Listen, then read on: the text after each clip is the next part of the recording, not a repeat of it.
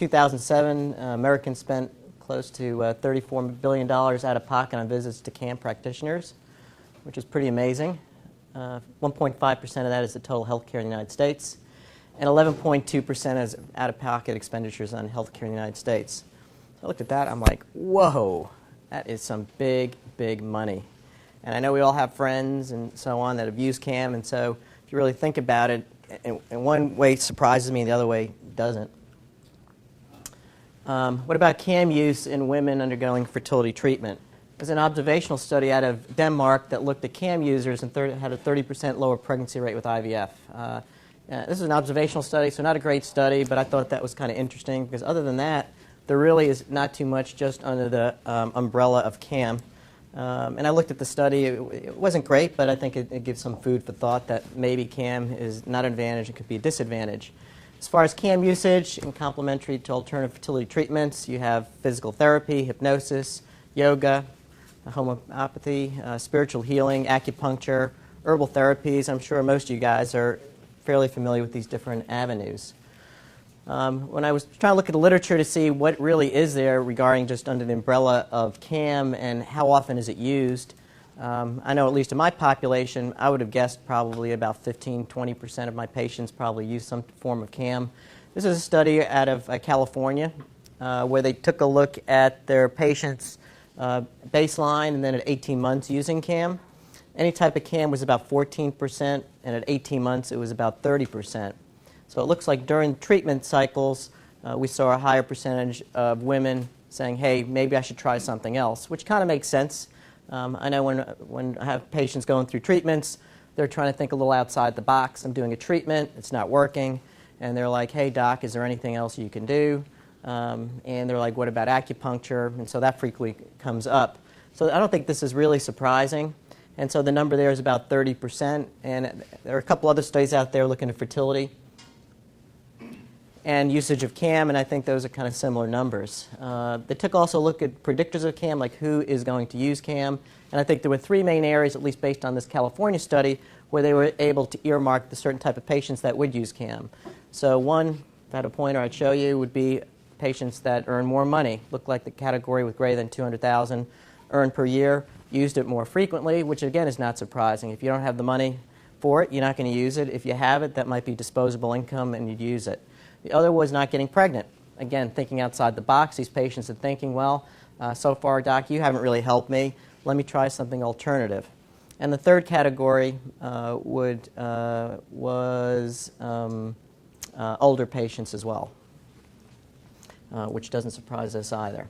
So if we say that acupuncture may improve pregnancy rates, or what is the effect of acupuncture, what might be mechanisms of actions, there have been a number of purported mechanisms. Whether these are really true or not, I don't know if we can really say it is, because a lot of these studies that were done with low populations, and I don't know if we can really draw those conclusions, but theoretically it may have a general sympatho-inhibitory effect, which locally might influence uterine artery impedance and thus increase uterine and ovarian blood flow. So theory being, you do acupuncture, maybe it'll be a better environment for the endometrium for patients to get pregnant.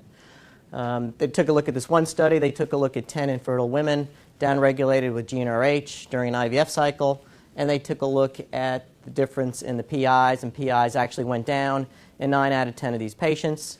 So based on that, they thought that implantation rates may be higher in populations using acupuncture. There was another study by the same group, and what they did is they took a look at electroacupuncture during egg retrieval compared to general anesthesia or the fentanyl, and they saw higher pregnancy rates in those patients undergoing electroacupuncture. Later study really didn't confirm this. So again, it seems like kind of pretty much a hodgepodge, but there's some literature out there. Other possible mechanisms of action could be a stimulation of the beta endorphin release, which could influence steroid hormone secretion. It may have a direct endocrine-mediated inhibitory effect on uterine activity, meaning when we do an embryo transfer, we know that contractions of the uterus can reduce your chances of getting pregnant. So when we do a transfer, we want to be careful not to put a tenaculum or do any type of rocking that uterus, because if you have contractions, it can reduce implantation. So this might be another mechanism of action.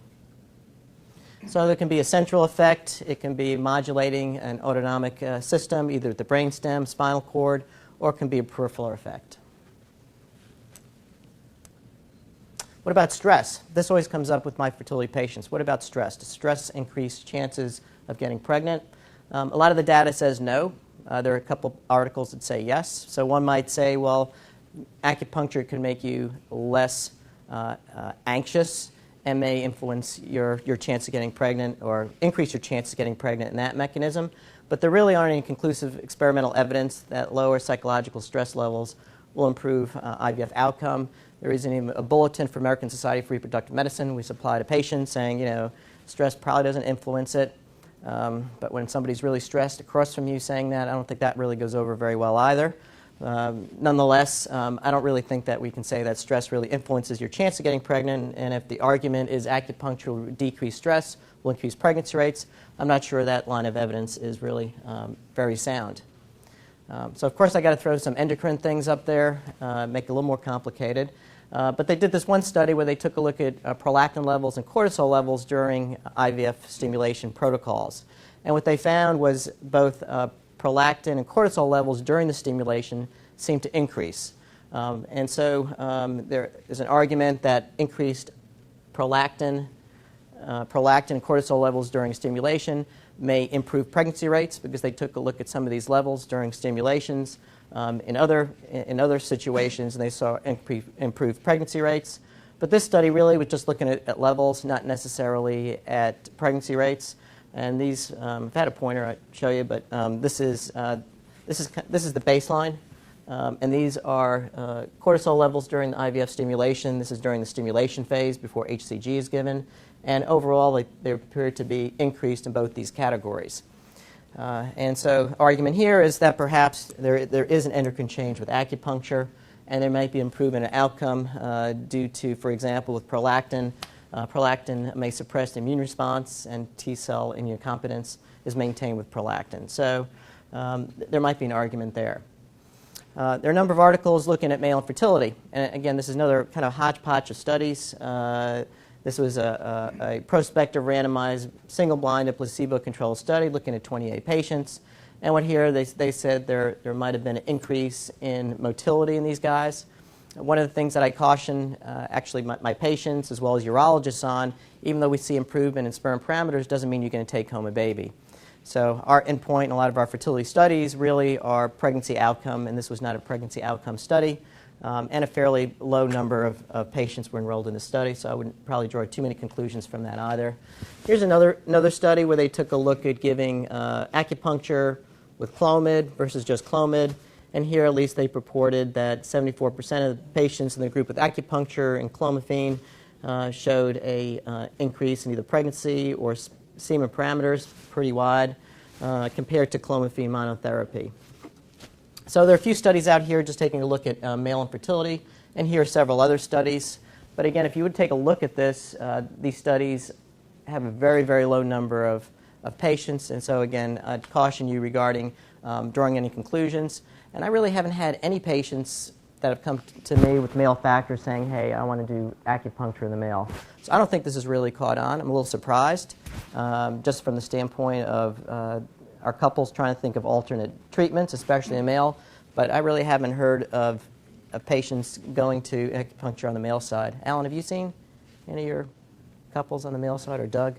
Men don't like to do that stuff. We're a bunch of weenies, aren't we? Forget those needles.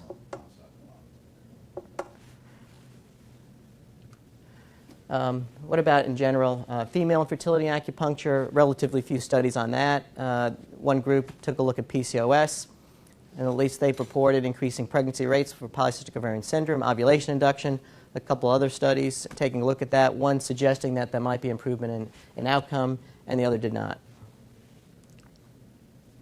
This is what kind of got the ball started, I think, in 2002. There was a paper out of Germany where they took a look at about 160 patients, prospective randomized study, and they looked at pregnancy outcome with acupuncture. This is what I think got things stirred, and I think if you would take a look at this study, again, the power of the study is I think, fairly weak. We only have 80 patients in each group, But what they took a look at was pregnancy rates in the control group, which is on the left, was 26%, acupuncture group 43% on the right. If you take a look at some of those numbers as far as pregnancy rates, even back in 2002, those are fairly low compared to what we see here in the States. But they suggested that that may improve pregnancy rates. Interestingly enough, they did take a look at PI, and PI was not difference between the control and acupuncture group. Again, going back to some of the early suggestions that acupuncture may decrease the PI, improve uterine implantation, they didn't see any difference in PIs there. So that might not have been the mechanism of action, or maybe this really wasn't a true finding. 160 patients, it was prospective randomized. Acupuncture was done 25 minutes before and after embryo transfer. And it seems like that's been pretty much for patients undergoing acupuncture, been kind of the standard, giving acupuncture before and after transfer. And the outcome was clinical pregnancy. It should have been live birth, but nonetheless, they showed an improvement here. So anyway, fast forward a few years, I think this, 2008, this was the first meta-analysis taking a look at the papers. So then papers started coming out at our national meetings. We had a lot of papers coming out, and it's like, okay, let's try to make some sense of this. This is meta-analysis. And what they found in this meta-analysis, that it did improve pregnancy rates, live birth rates, in patients undergoing acupuncture. They were controlled studies. They looked at 7 studies, approximately 1,400 women. And there was sham acupuncture and no treatment in these groups as well. The acupuncture was statistically showed improvement in clinical pregnancy rates, ongoing pregnancy rates, and live birth rate. Not really clear, but they took a look here where they looked at the clinical pregnancy rates, ongoing pregnancy rates, and live birth. You can tell I had my second beer by the time I did this. It's kind of starting to shift. Later in the study, in the presentation, it'll be sideways. So. But I think Bill would be able to understand that a little better too. We did that for you. So anyway, they took a look at clinical pregnancy rates, ongoing live birth rates, and the confidence intervals were to the right. And so in theory, that would show you clinical significance. But as you can also see, as they were going down to live birth rates, they only took a look at 4 studies. So some of these studies didn't have complete data. Then there's a Cochrane database, which we all kind of looked toward. They looked at 16 studies. 13 were included in this study. It was about 1,000 patients. And here also they showed a significantly higher clinical pregnancy rate for acupuncture the day of embryo transfer. There's acupuncture versus no treatment, placebo, sham. And what they showed here, the day of embryo transfer, there may not be any benefit.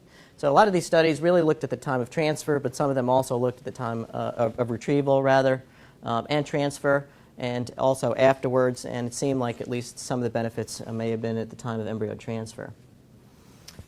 This is really not a very clear slide. The only reason I put this up, when I was looking at this article, what dawned on me also was, well, when we look at these studies, what are the sites that they're really doing the acupuncture with? And I don't understand this all. Probably Doug can help us with this. But what I saw here was a variation in the different locations where the needles are being placed.